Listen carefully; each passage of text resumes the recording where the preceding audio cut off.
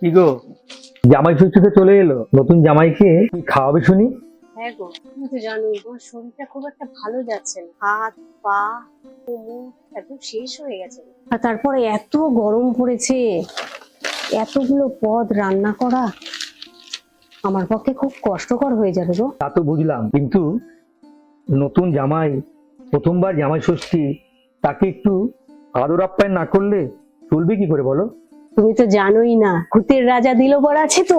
মানে রেস্টুরেন্টে খাওয়াবে নাকি? শোনো, ওরা জামাই ষষ্ঠী না ঘরের নিয়ম মেনে পালন করছে। মেয়ে আর জামাইয়ের জন্য সুন্দরভাবে বরণ করারও ব্যবস্থা আছে। তাই বুঝি?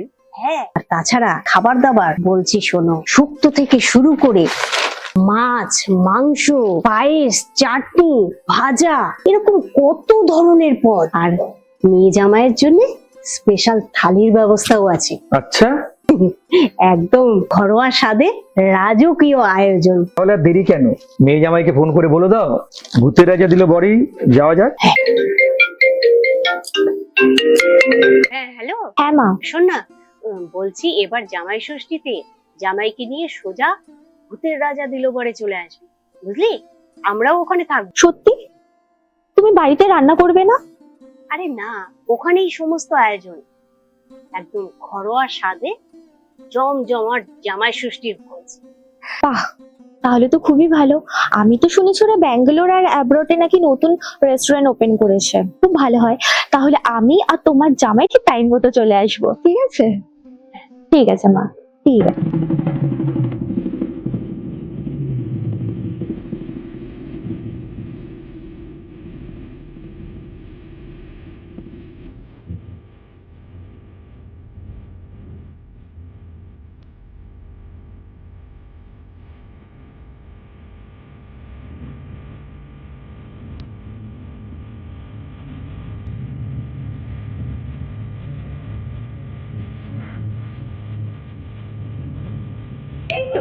জামাই চলে এসেছে। চলো চলো চলো, আজ কিন্তু রাজকীয় খাওয়া দাওয়া হবে। চলো উপরে চলা যায়।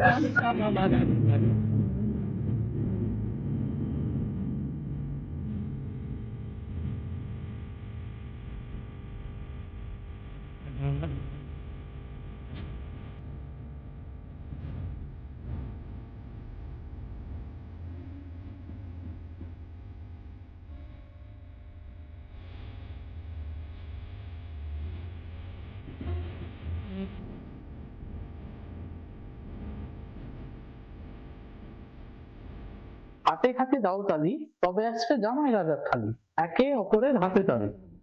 আরে তবে খাওয়া যাক, অন্য মিঠাই যাওয়া যাক, কোলা কালিয়ে পোলাও জলদি লাও জলদি লাও।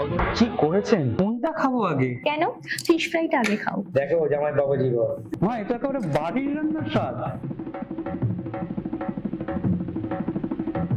এত সুন্দর আয়োজন ভাবাই যায় না। এই জন্য তোকে বলেছিলাম না, জামাই ষষ্ঠী মানে ভূতের রাজা দিল বর। ভূতের রাজা দিল বর, জিন্দাবাদ।